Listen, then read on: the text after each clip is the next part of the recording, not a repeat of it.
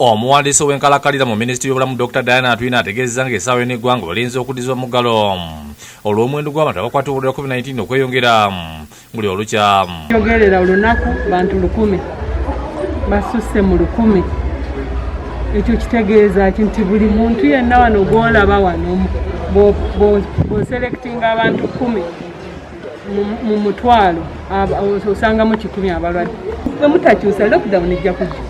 Atwine embeera kitadde ku Bannayganda beefudde nampulirazi be mu kuteekesa ebiragiro ebitangira okusana ku bulwadde buno nkola omuli obutambala masiki okwetamu nga nezaweerebwa n'obutanaaba mu ngalo. Agamba olw'obujja bw'abalwadde minisitule yawaliziddwa okuddamu okuza ekisaawe ky'Ennambole ng'omukaweefu be okwabula abalaga obubonero n'abatalaga. Tuba tumugamba ddeeka isolating kuba tetusobola kuleeta abatalina symptom mu malwaliro. Naye abalina symptom tetwagala bajje mu malwaliro. N'Ennambole tugigudde tutandise okwadmitinga Ennambole. Ono asinajjukiza Bannayganda okwongera amaanyi mu biragiro ebyassibwaawo kubanga batikula omuwendo gw'abantu abafa obulwadde buno gwandeyongera. Mwagala ebintu abantu bye baagala okuwulira. Gavumenti etuyambe nedda tejja kukunaaza mu ngalo.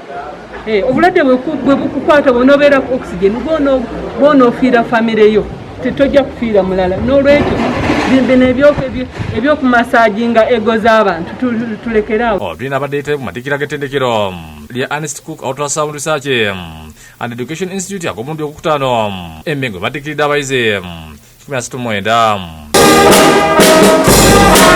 Okwawukanako n'amatikkira agazibwa omulundi guno ng'abadde ga sayansi olw'okuwala okusasana kw'obulwadde bwa COVID-19. Amyuka akulira ettendekero lino Profesa Michael Kawoya ayogedde ebituukiddwako n'okusomozebwa ku basanze bwatyo n'asaba gavumenti okubakwatizaako. Requesting the government of Uganda to help us provide equipment for these students to study so that at the end of the day each student has enough practice time and comes out with better skills. Asimye enkolaganiro wakati w'ebitongole ebirala omuli eddwaliro ly'e Mmengo wamu ne National Council for Education gyagambye nti yambye nnyo ku nkulaakulana. Also increases the quality of our students and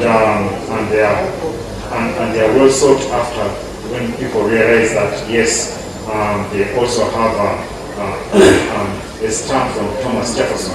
Ye Professor George Kiri amyuka ssentebe olukiiko olufuzi olw'ettendekero lino akuutidde abatikkiddwa okubeera abayiiya okusobola okukyusa embeera z'ebitundu byabwe.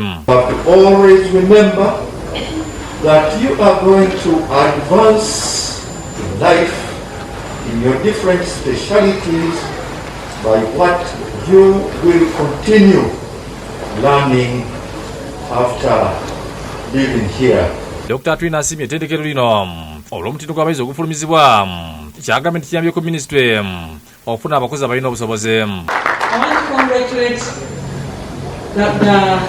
the entire staff of Actually for teaching and for emphasizing the quality. Olwo abakulira amasomo ag'enjawulo basomye enkalala z'abayizi wakati mbakakasa era abanyudde bannaabwe akendo baweereddwa ebirabo.